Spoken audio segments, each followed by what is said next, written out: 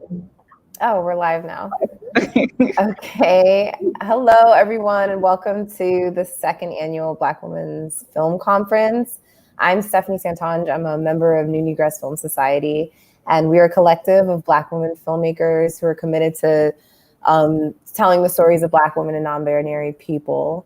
And we're so excited today to host this conversation with Shirley and Haley. Shirley's my good friend and also an amazing filmmaker and someone I admire. And Haley, I just met you a week ago, but I think you're a really cool person as well. Thank you.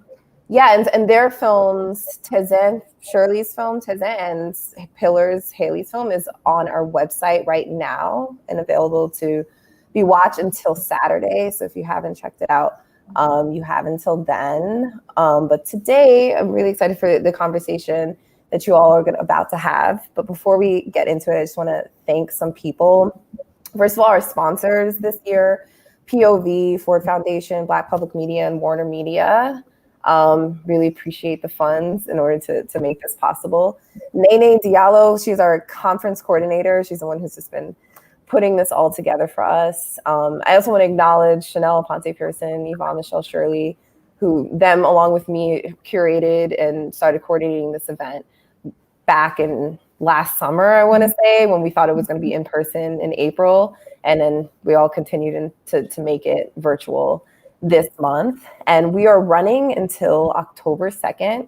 Tonight, actually, we're screening a one-time only screening by Diana Peralta called De Lo Mio. It's going to be on our website at 8 o'clock Eastern, I guess 5 o'clock for West Coast people. And tomorrow, Diana will be joining Farron Humes at 6:30, same time as now, for a live conversation as well. So I'll let you all take it away. Thank you again for joining us, Shirley, especially since this is the second time you're joining us for the conference. Really appreciate it. Bye. I'll be in the back end watching, but okay. Bye, Steph. Bye. Hi again. How are you? Yeah, I mean, it's like I've never really done anything like in this style before. Yeah, it's kind of cool. It's really cool. I appreciate it. I'm really happy to just be a part of the conference again this year. Last year it was magical. It was really special, and yeah. I remember seeing people's pictures from last year, thinking, "Oh my God, they're so cool!" And so it was really special. So I'm really happy that we're part of it this time. Same. And congrats on your film. I think it's like really, really beautiful and affected me in an interesting way. I watched it a few times. And I had like verbal reactions to like one thing. It was quite emotional. So. Oh, cool. Yeah, I really enjoyed your film as well. I watched it multiple times too. It's interesting how at first, the first viewing, it is interesting how like there are layers to the way you view something. The first viewing, I didn't see how our work was really connected. I was just watching your film, you know? Mm-hmm. And then the second time, and then the third time, I'm like, oh, there's all this connective tissue between our work, which was kind of nice. It has been nice to kind of discover connections and see the different tangents. Yes. Go on this conversation too because of that. Yeah. When I was watching it again today, I was just like, oh, I understand it now. Like I understand why we were paired together. And I mean, I think what I love about your film is that it's just so it just kind of lets the viewer figure out things on their own. There's no you're not telling anybody like what to think, but at the same time, like the progression of the shots, like the way you progress through each frame, it's like amazing. And I was pulling a lot of meaning from all of that, of how you kind of ordered the shots, what you were showing, what you weren't showing, people's looks. I thought that was extremely powerful. And I had a lot of questions about, like the decisions about how to shoot it and the shots, and also about the origin story, which I actually like looked up. I was like so curious. So yeah, maybe we start there, maybe talking about the origin story. Yeah. So Transcendence it's a story that lived with me for a really long time. I grew up hearing stories like that. My father would tell them to me, and Tizan in particular was one that haunted me for many reasons. It's one of our oldest Haitian folk tales, actually, but we have a really rich oral tradition and tradition of storytelling in Haiti, throughout the diaspora. But yeah, some things that really literally haunted me about the story was the obvious connection to water. And the story is, it's a very mercurial story, actually. Tizan is this like shape-shifting spirit that comes from the water, that is water, water incarnate. It depends on how you feed into Tizan. And I have a very particular relationship with water, a very conflictual relationship, complicated. I would say I have a lot of fears around water, being submerged underwater. That's so interesting that you're nodding already. Like, no, I mean, I have a weird relationship with it too. Okay, so you're telling me about yours. Your thing with water. But yeah, I have a lot of fear around water. I have always since I was a kid. Even different types of bodies of water incite different things in me. But even sometimes taking a shower, I have intense feelings about being submerged underwater. I also grew up having like a lot of intense dreams about water, being in water, breathing water. I have like, I have this weird thing that happens to me if I'm on a boat, some kind of boat on the open sea, where I want to throw myself into water, and I have. Okay. I understand this. It's good sometimes, as an adult, I'm more likely to like actually talk about these really intimate and sometimes in a lot of ways shameful fear. And sometimes it's really surprising who it connects with, and like other people are like, I know exactly what that is. And it's the thing with the open sea, it's not like a death wish or something. It's literally I want to be a part of the water. I want to be completely enveloped in it, like, something along that line. And I have to literally talk myself out of it. Out of it. So needless to say, water has been like this recurring character that I've written like all throughout my work. And so that is a big thing. And with the story of Tizan specifically, the version I know, at least, because there are actually infinite versions of it, the girl couldn't swim. And so you had this this ambiguous spirit that was in essence seducing her into this water, into this place. So as a girl who couldn't swim, which a lot of Haitian girls and maybe Black girls and Black people, of course, like not of course, but that is a theme, right? So it haunts me in a very personal way. So I knew I had to tell the story like for many years. So that's what I'm curious to hear your water story, whatever it is. I mean, I almost drowned when I was 4. It was in a swimming pool, and I barely made it to my dad. Like, I knew it was like 1 second more, I would have just like inhaled completely. And I didn't know how to swim at all. But I was never really afraid of water at all.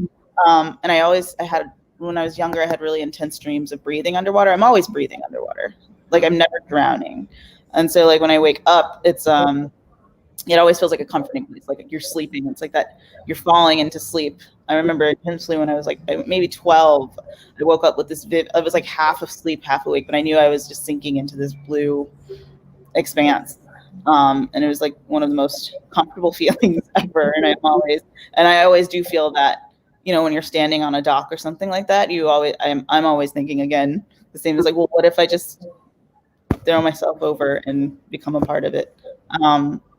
But I think very early on, I think a lot of people thought I was afraid of water. At least my dad always thought I was afraid of water, but I wasn't. So there was always this story running around. You know, he would always tell the story about Haley's afraid of water. And when I launched out to see him, I didn't know how to swim. I just wanted to prove to him, you know, that I wasn't. But I didn't know how to swim, and then I almost drowned. But he would always think I was afraid of water. I actually wasn't afraid of the water or anything like that. I think I was more afraid of like the drain in the pool or something, because there were like horrible stories about that. But I think that's where I was always very fascinated, and like with sea creatures and stuff. It's kind of like space to me, you know, it's like unknown and it is so deep, and like underneath water is you know, we don't know what is down there. It's just like a whole different thing. And I feel like I always say like, oh, I want to just be buried in water. I just want to be, you know, like I don't want to be buried in the ground or something. I just want to be left on the bottom of the ocean or something. Yeah. I've always thought about those Vikings girls like being laid out on a boat out to sea. Yeah. That sounds really nice to me. Yeah. It sounds more comforting than being buried in the ground or something. Even though if I'm not there, I want to be in water somehow. And yeah, I've always had like thoughts like, if I have to die, I want to die on a beach somewhere near water. I don't know why. Yeah. But I'm so curious, why did you ever get to the bottom of why your dad thought you were afraid? No, I don't. I think you assume little kids are afraid of water. Maybe I think it was just a thing where he thought he had to protect me, and I don't think he was listening to what I was actually saying. Maybe it was not afraid of like swimming or the water. I was maybe afraid of being sucked by the drain or anything. But when we were on the beach, nothing. Like I was always Wow. You know? So I mean, it's not. I don't think it's just like a deep meaning or anything. But I definitely have these. I always like. I think it's comforting and healing, and I instantly feel like if I'm stressed, I instantly feel like relieved if I'm by water. And I will say like it's hard for me to be landlocked. If I don't care if it's on a map and I never see the lake. If I know there's some water around, I'm fine. I get really like, I feel panicky if I'm not like near some kind of body of water. You know, if there's not a coast, it's a little weird. Yeah, likewise. Yeah, I think, you know, being Haitian, although I was raised in New York, you know, come from an island. So the idea of being surrounded by water, but there's of course so many like ancestral reasons and connections with water too. And there's also like, you know, in the voodoo pantheon and in Haitian voodoo, there's like, when you talked about like what's under the water, you know, like there's this very spiritual place called Kine in that pantheon, and it's like the space under the sea, you know, which is supposed to be where all spirits, where all life comes from, which is true. We all come from the sea. So it just made me think of that when you were talking about that as well. And it's also part of the many readings of Tizan as a story also, because it's interesting, you know, the ending. A lot of people, especially when it's shown in in the West or with a different audience, they see it as a kind of an end. Right. But to me, it's a beginning. It's another chapter. I didn't see it as like an end or anything. I didn't read it as a negative thing at all. I think, like, I mean, I really wanted to bring it up. It's like there was always these images of things being contained. Like you have the water in the bucket, and then you have her kind of crowded, like her family's crowded around her, and it's always like, oh, water is contained, and also like the concept of being used in a way. Like she's used to gather water for the family. The whole family kind of feeds off of that, and the water itself is feeding people. It's being contained, kind of scooped up in a certain way. And I was thinking that was really interesting. And I saw it more as like, I mean, I'll let you speak on it about like what you were meaning, but there was just a lot of meaning to me about having your own, being possessed, like people possessing people, owning you, and then when you kind of are free to be, you know, without any like constraints. Like there was a part in the film where you said something like water doesn't flow over a hole, it fills it up or something. Yeah, I loved that. Somebody was just saying to me yesterday about as a woman being filled up, and it I don't know, it just really resonated with me. And yeah, it's so interesting. Yeah, it's really nice to hear your interpretations and observations that are super sharp and like sensitive to the film. Yeah, like the different containers of water, how it's used, how it's such an everyday, boring, mundane thing, but also this incredibly essential thing that gives you sustenance, nourishment, and is there's a spiritual connection to it too, right? And especially in the countryside in Haiti too, where when I live in Haiti, I live most of the time there. There is like this constant, like there is a highlighted relationship that you have with water, because in certain areas there's not running water. So there's always this question of like, not only is there not running water, you use different kinds of water for different reasons. So there's water to bathe, there's water to wash your hands, there's water that you will drink. There's rivers, there are certain rivers that you are most likely to swim in. There are others people don't. Yeah. There are stories around certain bodies of water. Like I remember there was actually a lake that we were initially going to shoot in. But the amount, well, I was thinking about shooting there for the scenes, you know, the sort of lagoon scenes, space, so to speak. But there were so many local horror stories attached to this lake.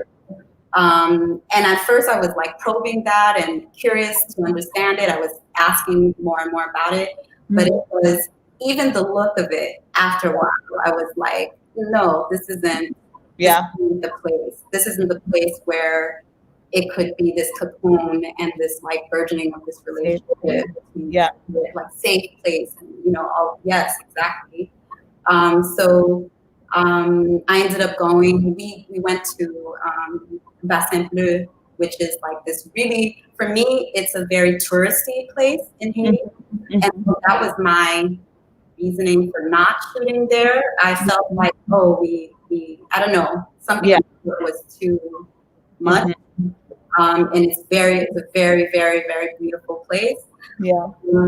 But then I had this moment with my crew, and you know, who were all local people. They were all friends and families, and of the cast as well. Where people were like, people were just like, well, nobody knows how amazing this place or how like, touristy also it is, but us.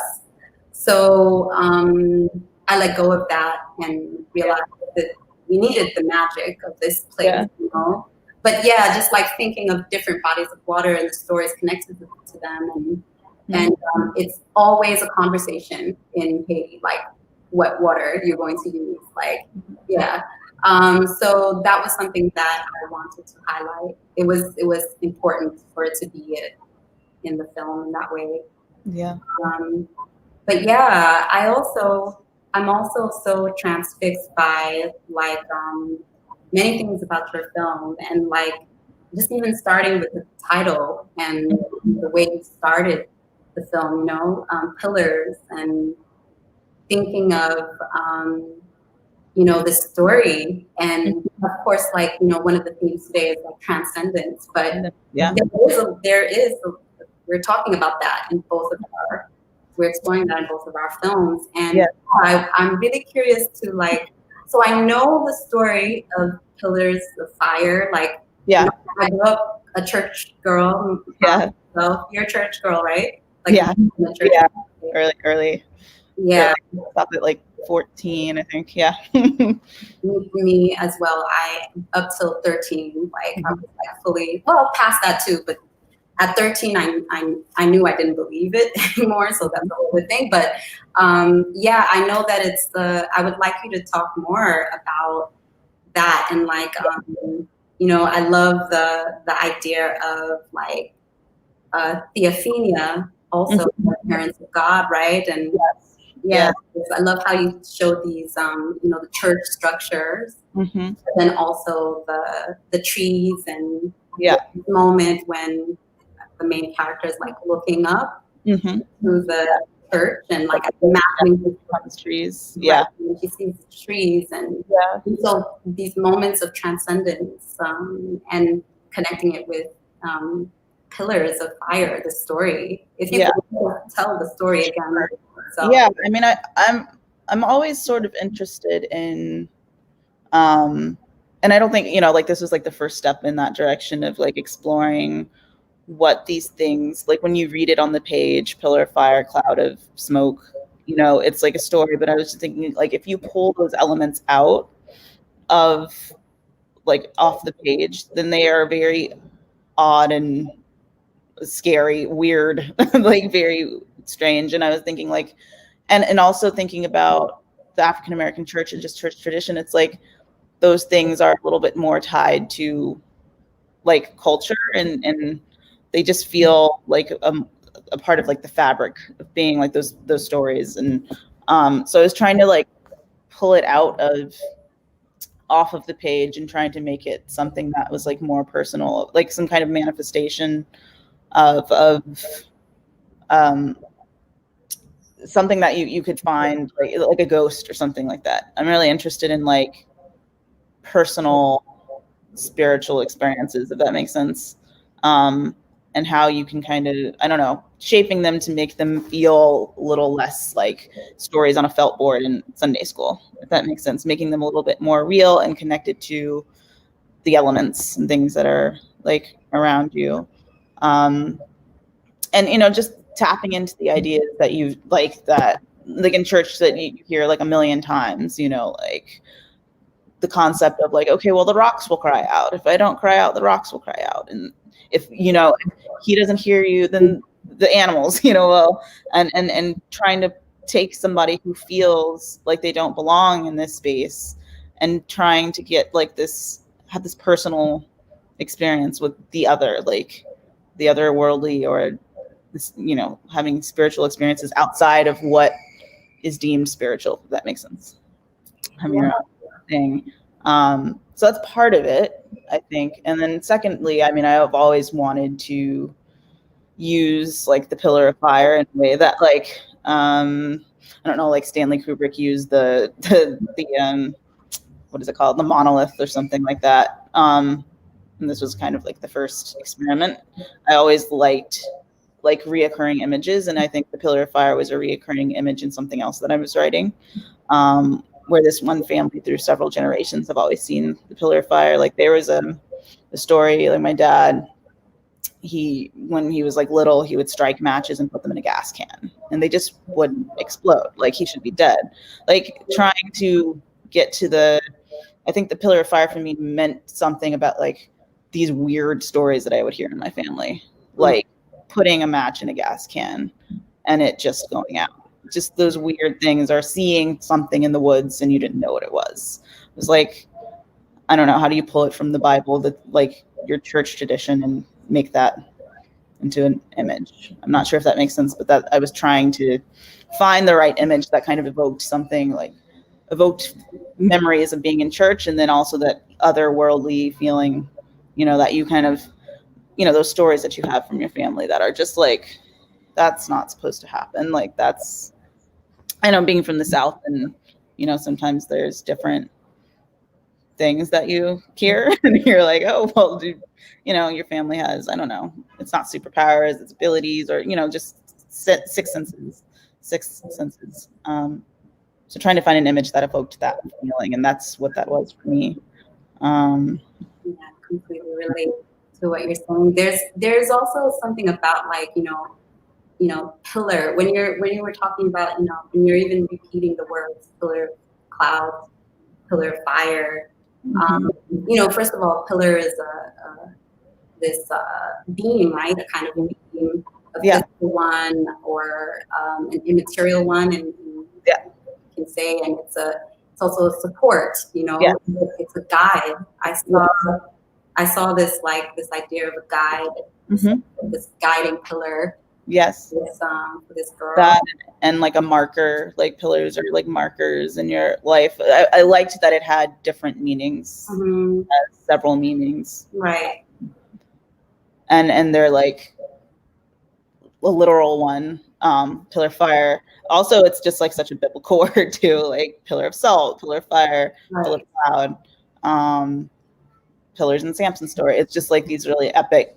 It's an epic word, but also it's just like, when you're talking about growing up, it's like, oh, stepping stones, markers, things that you'll never forget, that kind of thing. Right. And if I remember what the story is, like in the Bible too, the people of Israel have to go through a sort of like, it's kind of like a rites of passage also, right? Like to get to the other side. And the Red Sea.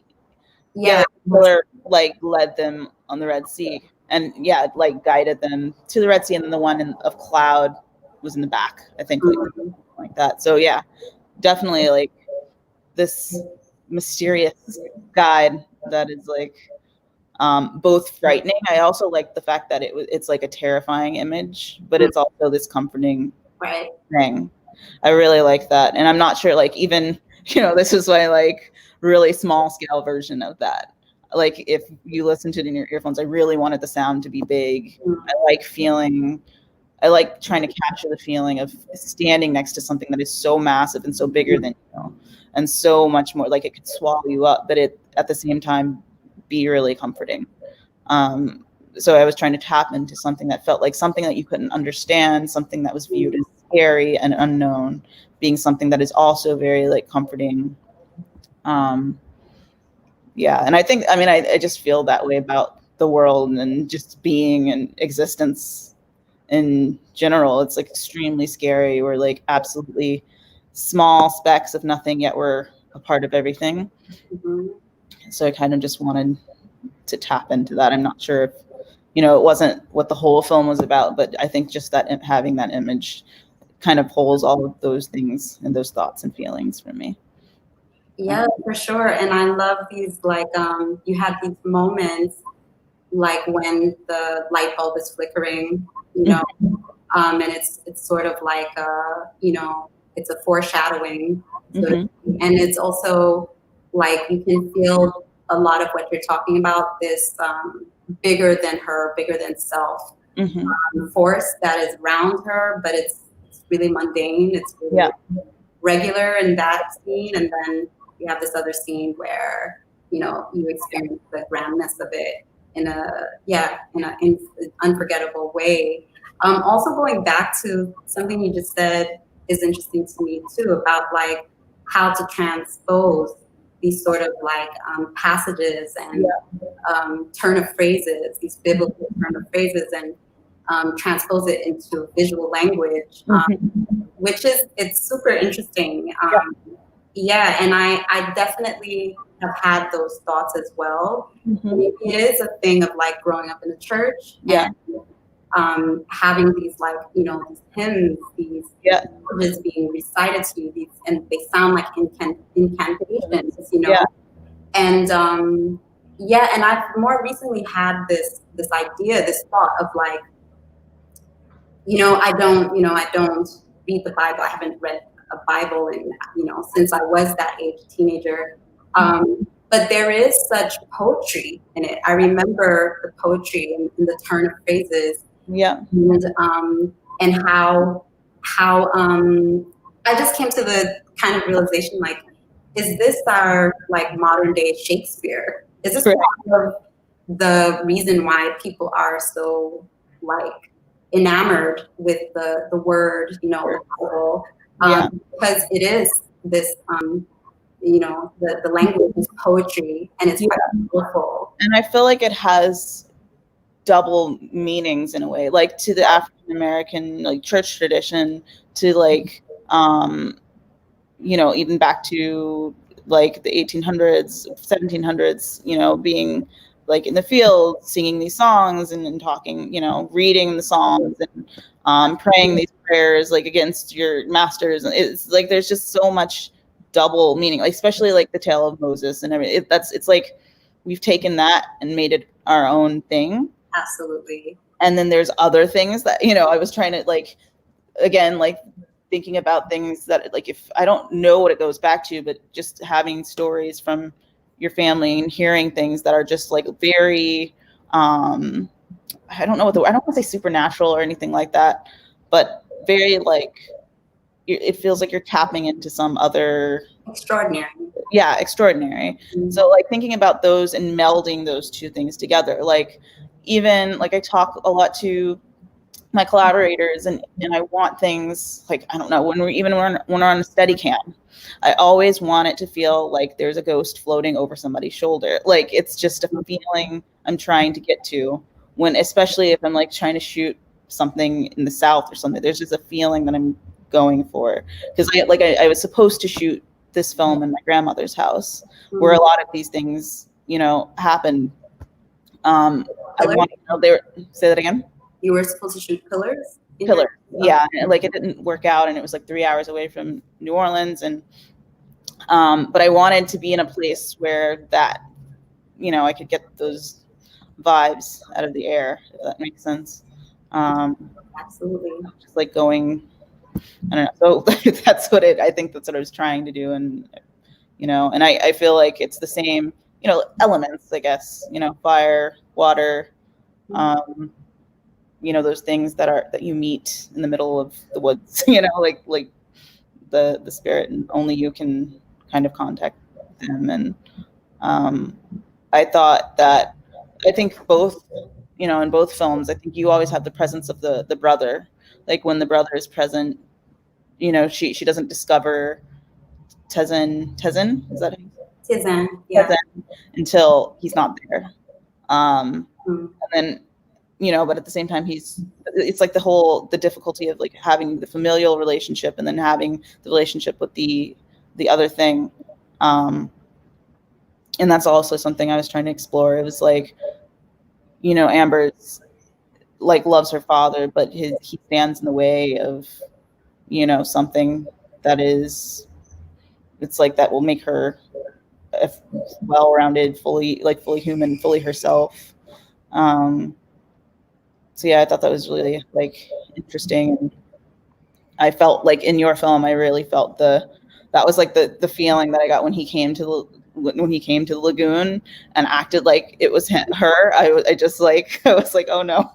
And also I had a question about, I mean, my guess was that the fish was kind of this symbolic being that kind of embodied the spirit, but I'm not sure if that was supposed to be read like literally. But either way, it was like one of those moments where you're just like, you know. Like you, I definitely grew up with like hearing very extraordinary things happening to very ordinary people in my family and in my world, in church, in my family, like in Haiti when I would go and visit or spend time there, live there, so it was always interesting because, you know, I spent a year collecting the different versions, as many versions of this story that I could collect, so to speak. And sometimes I would talk to people, and it was clear, even people in the Charles family, the Charles families who I worked with, in this film, where they would talk about Tizan as if it wasn't even a tale. It was something that happened in some indeterminate past. You know, it was like in those days, this is how things would happen. But then also, it's also very today. I mean, to me, that was a thing. Like what you were saying, I'm not interested in myth for the sake of like representation or symbolic, you know, reasons. I'm really interested in the meat of it, like the realness of it, and how it really is relevant to this day. I mean, to this day, people talk about the story like that. And to this day, there are people who fetch water. I mean, the Charles family did that. You know, sometimes when I'm in Haiti, you know, there's a cistern. How do you? I'm getting the word in English, but there's like towers where you get water from. There's this. That's the relationship you have a lot of times, regardless of social class too. Obviously, people of a higher class have more access, you can so to speak. But across the board, you have this kind of journey to get things, and then there are things that happen often along the way. You know, and for me, Tizan is a very it is nature incarnate. It is water incarnate. But I do leave the story very open for people to interpret. And I do that because of this mercurial way, because of the mercurial way that these stories are told. Because traditionally, these stories in Haiti, they are told the way they're meant to be told is that whoever tells a story, the storyteller, must give a different spin on the story. So this is why there is literally infinite versions. We have regional things. So I would talk to people from different regions and they would have their version. But then it's also such a popular story now that it's taught in like primary school. So the younger generation have a different relationship to it. So I really needed to honor the mercurial, evolving, infinite nature of what Tizan, who Tizan is, what stories mean for people. It's so layered. I mean, the story. So it was really important. And, you know, I was just going to also say that, you know, talking about visual language and connecting it to, for me, it's again a very spiritual thing, filmmaking. And like a close-up, for instance, it's one that is like showing spirit. You are showing spirit. So when you talk about this ghost that you're always present, to me, like the people who we choose to shoot, they are the spirits. They are we're looking at their doppelganger. We're looking at their essence. And to me, that's also going back to an earlier question that you asked. That's a big part of why I was really sparing with close-ups. You really work up to a close-up in the film, and they happen in very safe, very intimate places. And that to me is part of why the betrayal, when it happens, is also so strong, because it's an invasion of this very personal, spiritual frame that literally takes over. He takes place and inhabits that space with his spirit. And he's searching for spirit himself. You know, that's literally what he's trying to do in her stead. So, to me, like, filmmaking is, I'm very respectful of how you are capturing spirits. We're working with spirits, to me. I completely agree. And I love the moment. I mean, like, and you shooting her from behind, up until pretty much up until after he kills the fish, and then you see her face. which I thought was like extremely powerful and really just well crafted. I mean, the whole, like, just visually, your film is amazing, I think. And just the way it's edited and the pacing is like quite elegant in a way. Oh, thank you. You Yeah. know, there's I noticed this connective tissue between us two, how you like to obscure to show, you know, like sometimes eyes are cut off.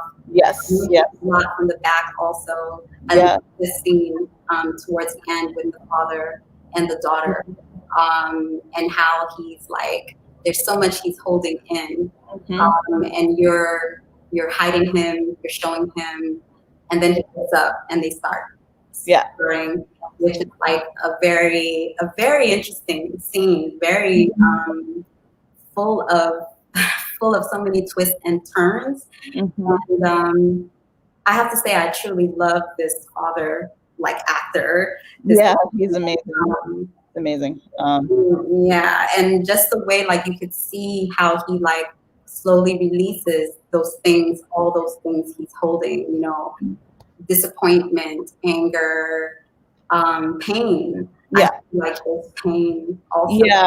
I feel like if I could go back and do it, I would have done something else with him.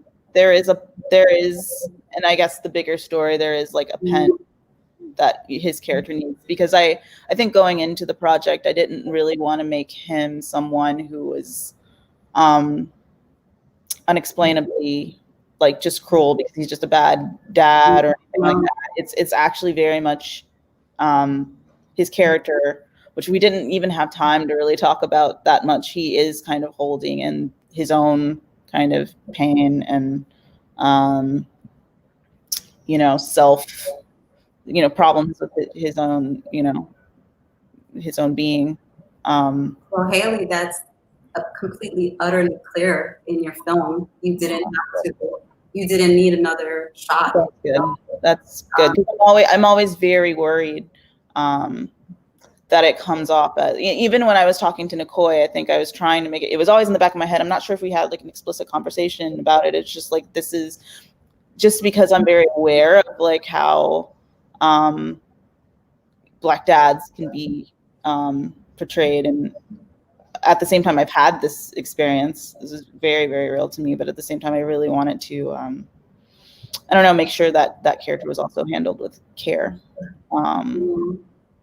And there's something about how Nicoy kind of answers her in the car that makes me feel, even it just sounds very much like my dad. His voice is extremely low, and he captured that really perfectly. And I think, you know, I'm glad you kind of picked up on that, and because I'm not sure, you know, I made that film so quickly, and I was just like, I hope, you know, people can kind of read between the lines. Hopefully my thoughts are kind of.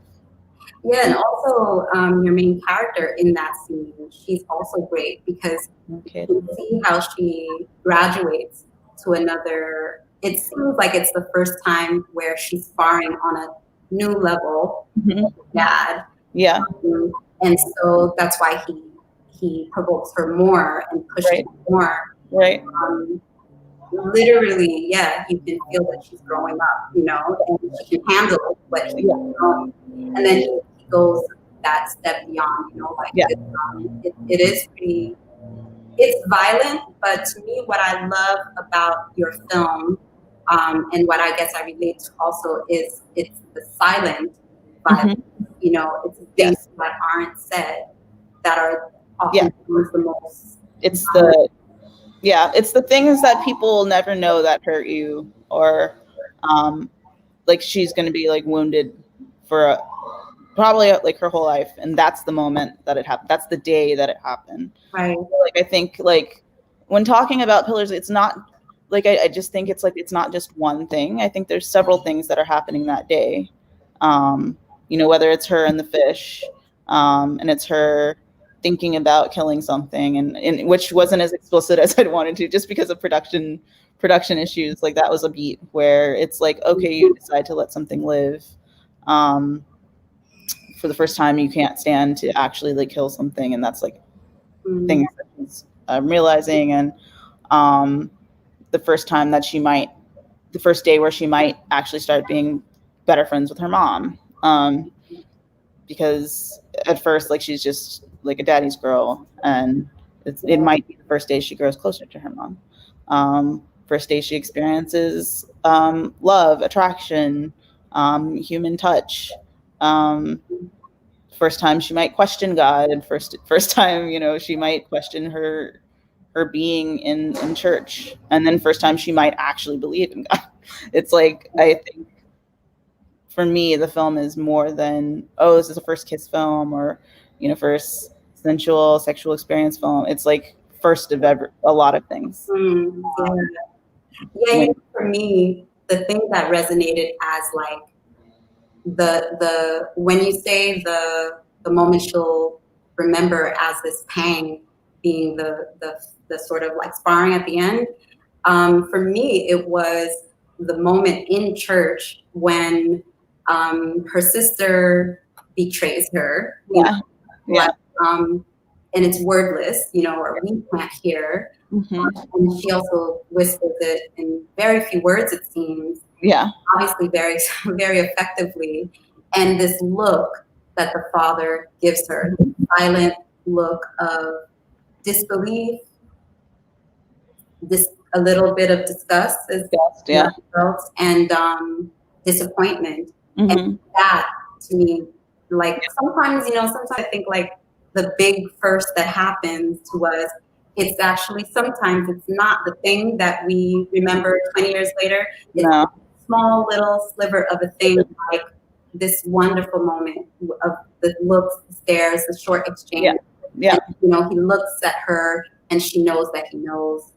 And he will never look at her the same. Different, you know. So I love that so much of that is without dialogue, you know, and just with looks and stares and, you know, betrayal of the sister, like that's the whole thing. The whole thing. And that film too. Say it again.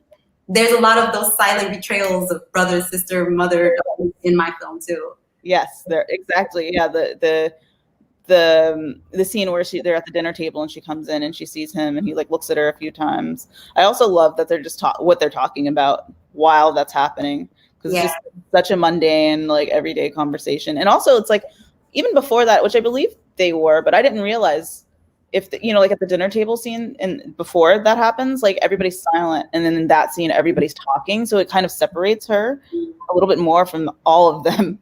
And like I think that's what I was going for in my own film. It was like, oh, this is the day like she feels completely isolated from everybody else. She can like the dad's eyes like fire, like what did you do? So like the beginning of the day is different from, you know, the ending of it.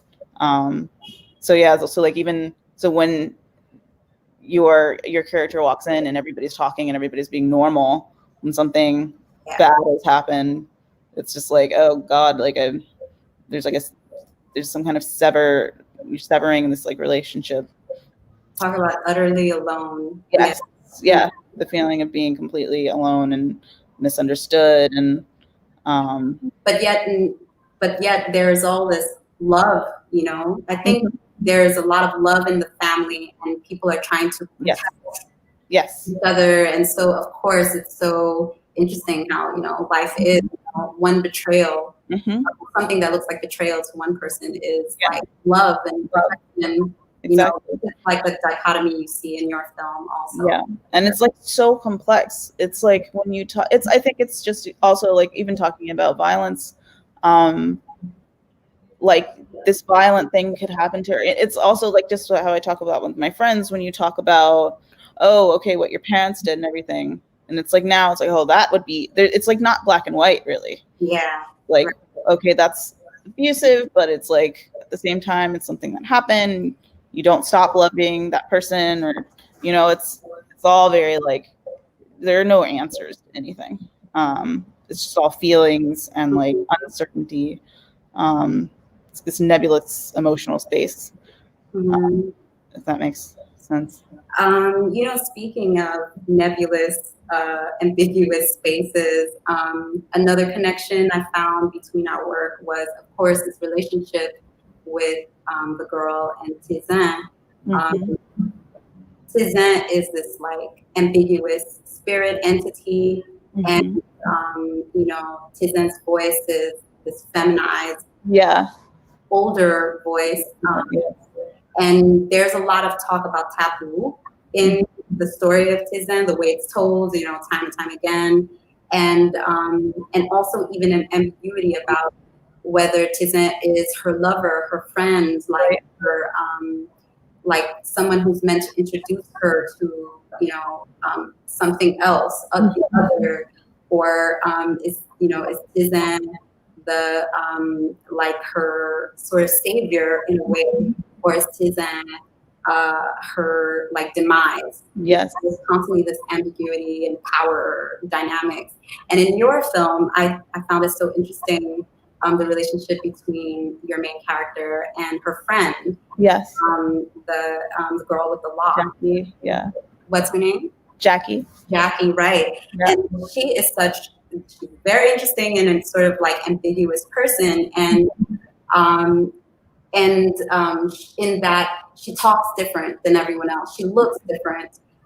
She to me seemed older, a little bit older. Okay.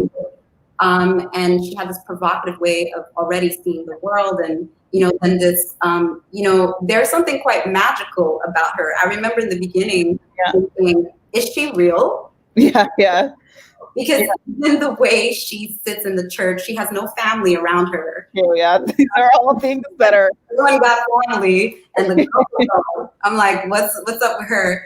Yeah.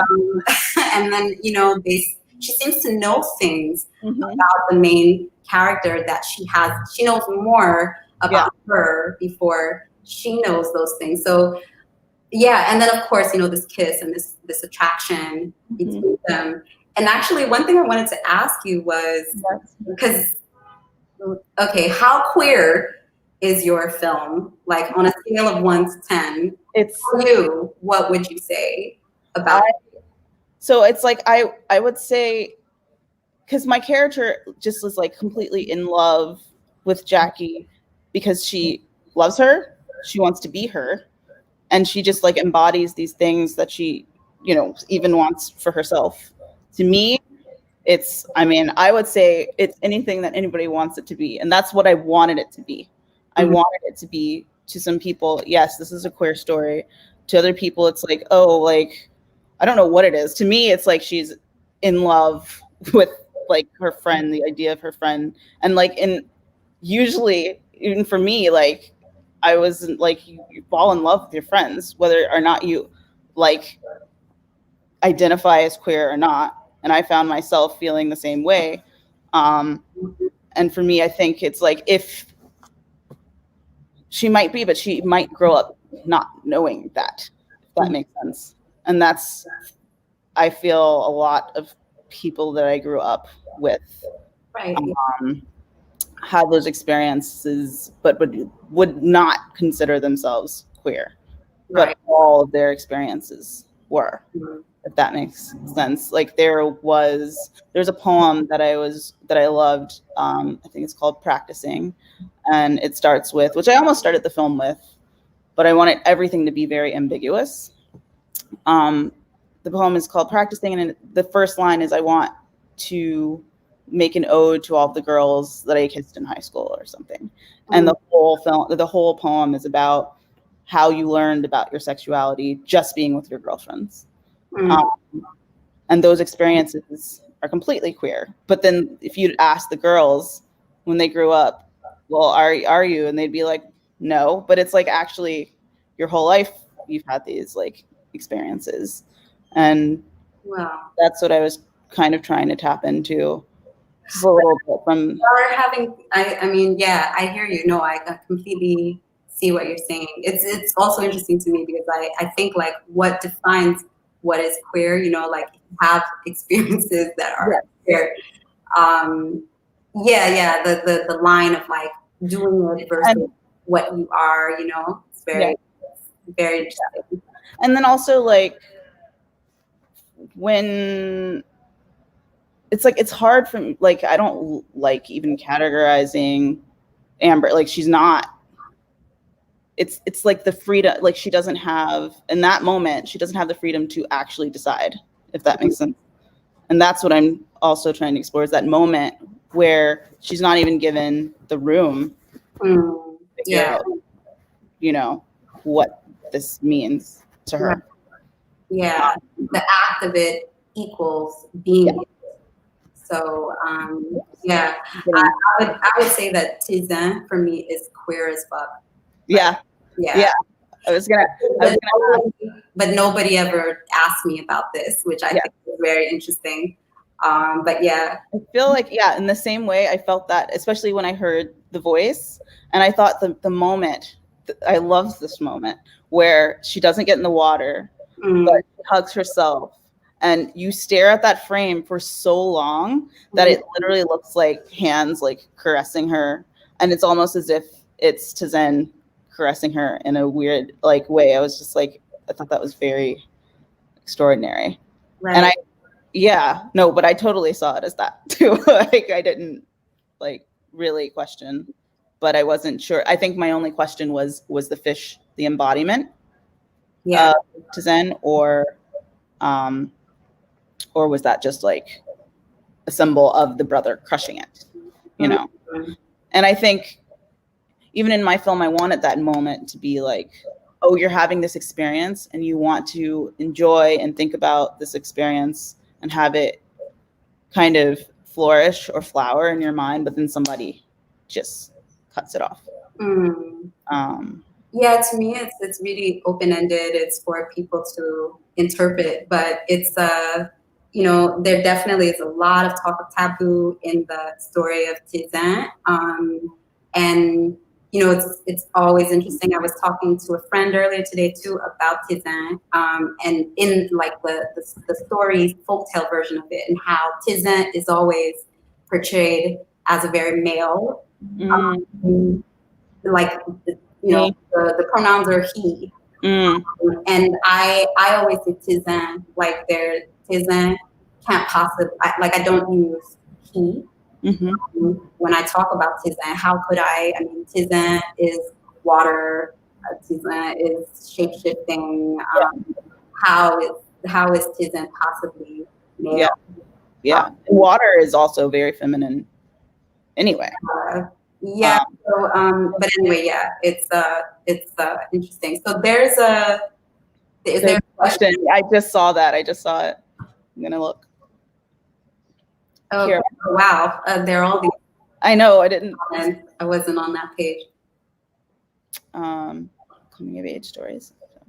Curtis John. Hey, Curtis. Says he has similar feelings about water. Zinabu. She's listening. Very grateful to see these two very talented masters speaking. Sistrin. Oh, yeah. I can't say. I'm trying to find the word in English. And I can't. It's like a water tower where that it's a way of filtering water in a lot of houses in Haiti. That's how you filter water, and you get water from there. Okay. Oh, okay. At the end.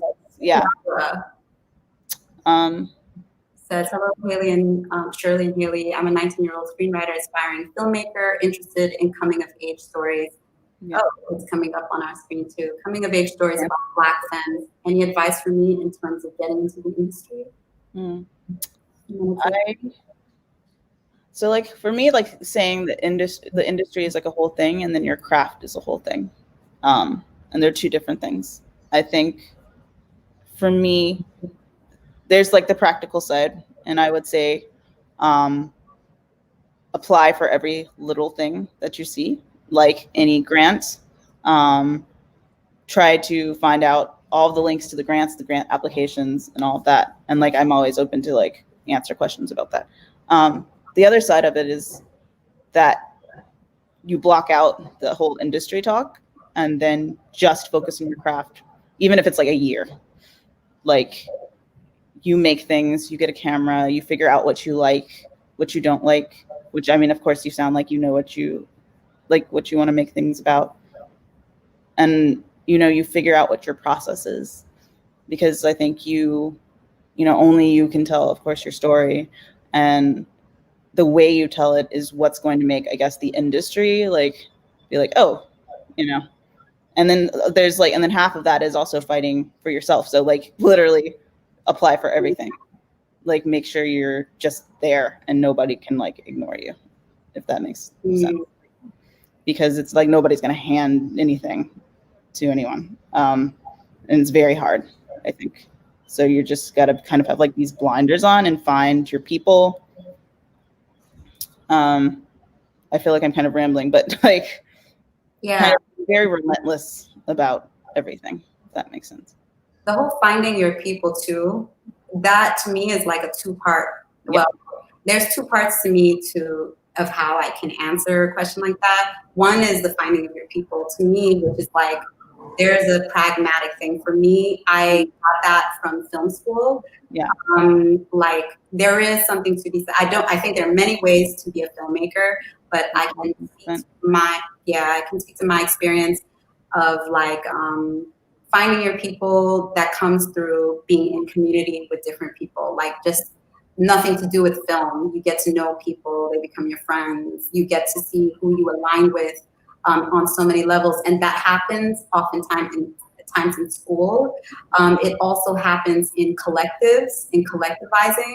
So there is a lot of that. Like if there is a collective in your area, something filled with people who you connect with, that is a good place to get a bunch of people who like you, who care about you, and will help you along your path to making stories. And then the other thing, which is not at all it's not some pragmatic advice.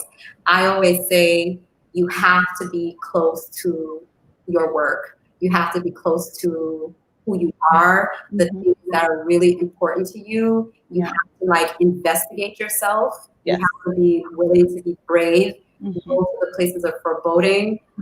Like I was saying, Transcendence is a story that lived inside me, in my body, in my consciousness for years and years and years. And to me, that is an extremely important thing to avoid telling thin stories. Yes. You have to dig deep. Like really go to the things that scare you, the things that bring you like real joy.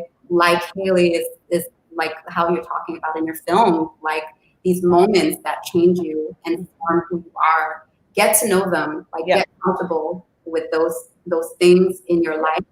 And that's how you are going to tell stories that are meaningful. And when you are passionate, when they're meaningful to you, then you are passionate, then there is nothing that stops you from making your film, because you will get no's and no's and no's. But if you are like deliberate and passionate and relentless, that's the only way to get there. You have to actually care about what you're making. And you have to care. And the films, you know, I think I've had like a lot of like arguments, just like film school arguments about making things that are personal to you versus like not. And I always say, I think it's so important to have, because I remember in undergrad, I would just try to make things that I felt people were comfortable with, which is the wrong thing, because they're surrounded by, I think, people that I was like, oh, well, they wouldn't accept the pillars. I was not at the point where I could talk about those things because I just didn't feel like those things were going to be accepted by the people I was around and presenting work to. So after breaking out of that was when I am like, oh, I can actually be myself. I can actually make things that mean something to me. And by making things that mean something to me, it kind of reaches other people that have had the same kind of experiences. Because it's like when you're making a film, you feel so alone sometimes, even though you have people around you. It's such a weird solo process, especially when you're writing. And then you get really vulnerable when you're like presenting work and people are going to comment on it. But you have to know like that core, like where your work is coming from. And I think it's great for it to be grounded in something very personal. And you're not trying to make anything for anyone else, because you have to make things that feel like you. Because if you try to make things for somebody else, it's like a waste of time. Nobody. And then, go ahead. No, go ahead. Sorry. I mean, I think that's an important lesson. Like I learned quite early, like it's an important lesson to like what people react to. It was a really important. I felt like I was shape shifting a little bit, and That was interesting. It was an interesting experience, but I think I feel so much more fulfilled by my work and my process if it's something that's personal. So yeah. And with the find your people thing, I totally agree. That's a process in itself. A very long, painful process. Yes, I concur. Yeah. I to piggyback on what you're saying, get very comfortable with being vulnerable, with being generous with yourself. That's how you convince other people to work with you too. Yeah. You have to be vulnerable. Again, to my point earlier about like what actors give you, like on the screen, their essence, their spirit, they are giving themselves so much. They're giving so much of themselves. Yeah. Being an actor is having like, the job of an actor is basically to have this extremely private moment publicly, like an incredible conundrum, and not everybody can do. So they are giving so much. So are you just making something that people want to see? Are you making something that, you know, like, because you think it's going to get into that festival? Like, that's your reason to not want to give themselves? Like, what? Come on. Yeah, no. What is the point if you're not being just as vulnerable, putting yourself on the line, like showing your demons, being vulnerable to. I completely agree with that. Looks like, I don't know how much time we have left. Is our time up, or we have another private chat? There's one more question. She said, what was the second? Okay. Oh. Ooh. Everything. Yeah. So much. Yeah. Oh, I mean, do you want to go first, or? No, you can go ahead. Okay. Or I can go first if you want. Sure. I mean, sure. I was just going to say everything. Like, everything was difficult. Yeah, I mean, I can say that, for me, Transcendence, it really was an important film for me. It marked a change. It marked the kind of work that I wanted to make. And I really gave everything to it. So it felt like I was like cutting my wrist at times making this film. It was the first time I was shooting something properly in Haiti also. And I was doing it in the way that I wanted. So I didn't have I didn't have a script, like a conventional script, which was important to me. I didn't cast it like on the radio or in newspapers or in print. I did it through friends of friends and like this ecosystem of finding people, which was also a process that was really important to me. But it was not without its problems, you know, like I also wasn't what's really important to me is to remove this hierarchical way of making films where like the director is there, the DP is there, and the production designer, like there's this, you know, this order of things. I wanted as much of a egalitarian set as possible. But it also, and I wanted to work really locally. So I had a lot of like, it was like everyone was learning. You know, I was learning and everybody was learning on the set. And so there was a lot of problems that came from that too. You know, and just like, oh God, it really is everything. I mean, there's so many stories. I remember, I mean, to shoot, I was talking about shooting in Bassin Bleu, which is an area in Jacmel area in Haiti. And in order to get in, it's like an hour from the entrance of Bassin Bleu to the actual lagoon, to the water. So we had to trek that on 2 different days with all the equipment, with the 7 of us. We had to climb cliffs and go down cliffs on ropes in order to get to the lagoon area. And also we had no money, you know, we had no way of like closing down the whole like Bassin Bleu. So they were, like, we tried to organize a time when not that many people would be there, but it's Haiti. You can't predict what will happen. They told us no one was going to be there really. We were there like 4 in the morning, 5 in the morning. And then of course this like 2 busloads of like students on a field trip came and was like, they were just like, you know, they're in our shot. They're like right there. And we're like negotiating. Can you guys actually just like for the next like half an hour go off to this side of the camera and play your boombox and dance it? Like, I mean, I don't know. And then, you know, I had like people in my crew were also sometimes jumping into the water, taking baths like in the middle of the shoot. People sometimes. So yeah, like I can go on. So, but it was it was a very important process. All the pain of it. Yeah, I cut my teeth on that film, and I learned how, even more so, how to refine what I wanted to do, how I wanted to be on set, and all of that. But yeah. Yeah. Same. I mean, much the same. I mean, I think this film was like a test of things that I had learned on other shoots.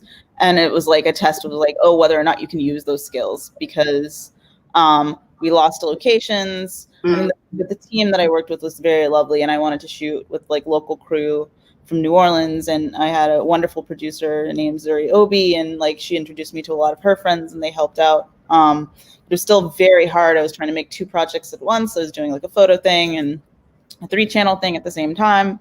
So I was trying to cram a lot into a very little like space. We lost the church the day before we were supposed to shoot the church. We were supposed to shoot the church 3 hours away. Like Zuri was talking to them for probably like a week, and like, you know, because of the kiss scene, it was very, very hard to like sell it. So we were trying to sell it for my like 3-channel project. It's like, oh, this is just for an art piece, when it was really just for this film. There was just a lot of feel that there was a kiss between 2 girls. They didn't see that. I said, so I was pitching it as, oh, I need a church, which I used some of the same footage in the church for my 3-channel installation. So I just said, oh, I needed a church. It's about like Southern tradition. And this is what we're shooting when we were shooting both things. But like, you know, it was just such a tough church. It was my grandfather's church. So then we just had to drive around and look for one and knock on doors, and we found this one, and he was like, sure, you can shoot during the service, and when we're done with the service, that's it.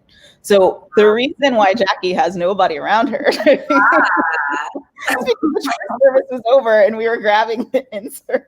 Okay. I was talking to Spike, who I got his grant, and he was just like, he was like, where are her parents? Where's her parents? I was like, yeah, in Creole, you would say like "sans maman." Like, did she have no mother? Like, what? That's right. That's exactly what it was. Where is this girl's parents? I was like, she's very nicely dressed. Looked like someone put her together. Exactly. Okay, good to know. There are things, but I'm glad you like read it that way, because it does make her a little bit magical. Yeah, in a way. So that's good. The kids, the casting, I mean, I always have a lot of faith in myself, but I think I just walked around the neighborhood and like talked to the kids that were getting out of school, and that was like, everybody like wanted to kind of be in like a movie, and that was great. Like I met this one kid, his name's Lamont, and he still calls me. Like his mom wouldn't let him be in the scene, and I just kept his number, and he keeps calling me. He's like, Miss Haley, are you gonna make another film? I was like, I'm not gonna forget you, Lamont. I'm coming back. Another film. But literally, I get like every few months, Lamont will call and be like, I really want to be in the movie. Oh, nice. So, yeah, there's just so many obstacles, and you know, it's inspiring to hear you talk about like shooting in a church, because actually there is a story that I've always wanted to tell. It's in a church. It would actually be in the church that I grew up in. Like I wanted to actually shoot in that church. Yeah. And, when I used to write traditional scripts, I wrote a script for it too, but I couldn't bring myself to like my father, and my entire extended family practice so deeply entrenched this particular, very particular religion. And my father's an elder in the community. He's very known in that world. And I just couldn't bring myself to like ask permission. And I knew the thing, I mean, it was about like an absence of faith, fallen from faith. That's what the whole story would be about. And so I just couldn't, that was some years ago, and I just couldn't bring myself to do it. Right. But I think it's fine. Like I'm okay with that. I think it's maybe like my Fanny and Alexander film that I like, my Bergman's like film that I make maybe later in life. I feel you. Cause I couldn't lie. I had to tell like a half truth, which it was true. I couldn't lie because with my grandfather's church, I felt so guilty. I wouldn't have, and I didn't push it because I want to shoot like another film like there and in that town. So yeah, I feel that completely. Like I had to be telling the truth. At least some of the truth. You were good enough. And then we didn't even shoot that scene in a church. We shot it in a school. So there was I was fine. And I'm like, being a church girl, there's always I have had like such a heavy conscience. Like, oh my God, I'm lying. I don't want to feel that. Even though there's like no need to, but I definitely feel you. And I'm saving that location, for another one. Right. And then, there are so many other difficulties, small ones, but like they're all, you can see them in the film, but like nobody reads them. But I see them. I'd like to tell, would be like, oh yeah, there's just like not enough people, not enough animals. So you need more animals. There's supposed to be another a thing. But it didn't quite work out. And then we found Nikoi a few days before we started shooting. That was a mad dash to find a dad. How did you find him? Two friends helped me, and he was in another film called Feathers, who I believe played at last year's festival. Was it at your? It was A.V. Rockwell's film. And, two of my friends, Julius Pryor, like I called them.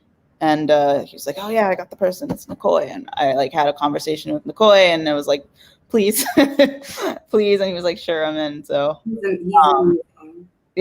like, it would not have worked without him, and Amber, it wouldn't have worked. And found Amber. I mean, I knew Amber from another project, but literally found her like a week, I think, before. The fight coordinator came an hour before. That wasn't choreographed until an hour before we shot it. All these like things were happening. Did either one of them box in life, or no? I mean, I feel like Nikoi probably knew some stuff, but not like that.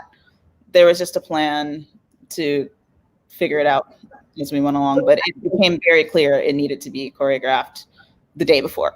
And I was like, yeah. Have you, just from like a layman's eyes, it looked really good. Like the guy that we got for just an hour, like worked wonders. And of course, like Amber, like Cadence, she caught on really quickly. She's amazing, and I think everybody should work with both of them.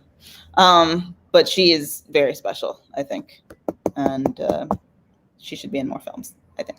I really liked how, of course, it was the father-daughter relationship is so central in your film, obviously, but I really liked the sort of like unexpected little turns that happened with the mother, like you were alluding to earlier, how she seemed like she was in the beginning going to be this like, she's just this barrier in her, or like this, like there wasn't, like a real friendship between them. There was like not much connection, and she just was like mother, the representation of mother, and all that maybe she's not.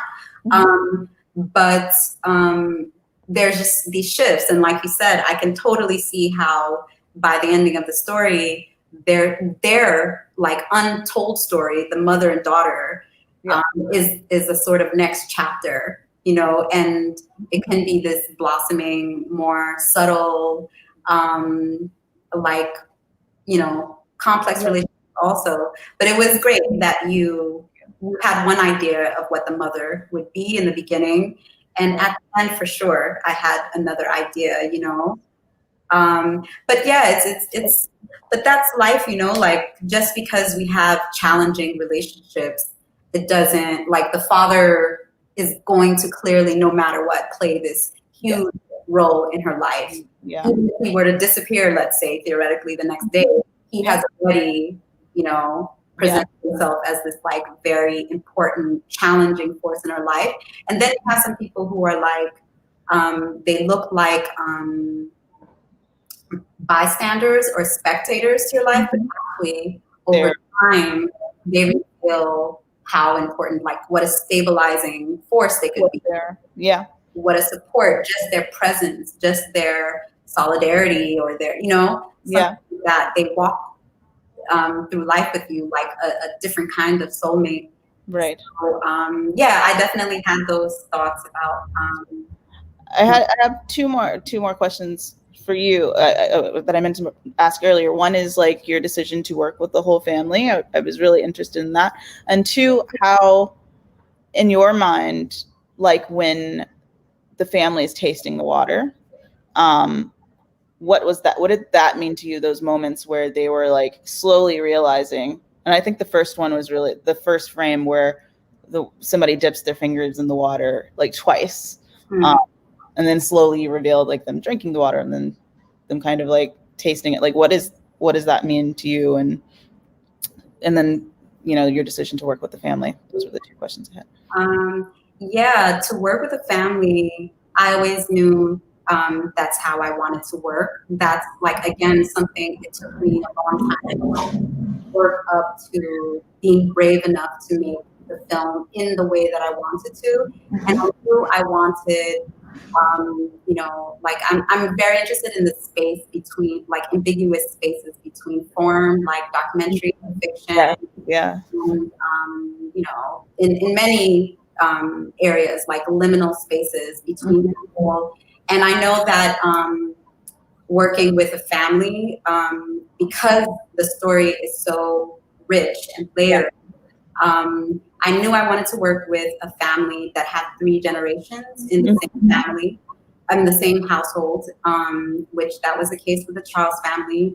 And I knew that it was going to be a real like mining of memory, like personal memory connected to the story, and also a collective one. And because they're a family with all this like shorthand and like history just teaming in between them, that was going to be fertile ground. Like there was no way we weren't going to tap into some collective consciousness, collective memory, and all of that. So I knew that I wanted to work with family like that. That's all I did in casting it, like spend time with different families, friends of friends, and things like that, and getting to know them. And I really love how each generation had this entirely different relationship with the story. Like kids, I say kids, they're like teenagers, and they were 17, 18 years old, but they knew it from school, so they knew it in a totally like a more formalized way, in a way. They had but each of them still had their own and very disparate interpretation of the story. Also, the parents, they sort of like surprise the kids with the telling like of the story, me provoking them, and like my people provoking them to talk about the story. I remember the like Jabi and Lubensky and some of the other people who are in the family but worked on the crew, like they were like, I had never heard my father ever tell a story like that. I didn't know he could. And the way he knew, the way it was transmitted to him was from his uncles, and it in the courtyards, and then the grandfather in their family it turned out he was like this really master storyteller, and he knew the story in this completely different way. And it was just like layers of these disparate interpretations. And then we would talk about it. We would talk about what it means to each other. And I told him what about the version I knew. So all of that fed into like the unsaid, because to me, I'm really interested in, like we were saying a little bit before, all the things that are unsaid, that gets transmitted generation to generation, between people, like person to person to spirit, person to nature. Like I'm interested in all of those things, and those things to me live in the unconscious, the collective unconscious. And so with the water too, to me, it has to do again with this relationship with water in Haiti. Oh gosh, it's like really late, isn't it? Isn't the film? Yeah. Oh no, I get private. Okay. We don't have time, right? I'm waiting to see what the negresses are telling us. Gosh, sorry, I just like off then. Do we have time or? No more time, sorry. No more time. Oh, like, speedy. Like, okay. Oh, so sorry. Oh well. Yeah, sorry. Haley, it was really lovely talking to you. It was great. And yeah, hopefully this will probably continue. Beyond. We should really definitely talk again. Yeah, I agree. And we have a lot to talk about, clearly. Yeah. Yeah, this was great. Thank you, Haley. Thank you, Shirley. Oh my God. We'll have it. I don't know if we end it or they end it. So it's like. Yeah, I'm not sure. Yeah. Okay, Nini, she said I'll end it. All right. Bye, everybody. Bye. Such an ending.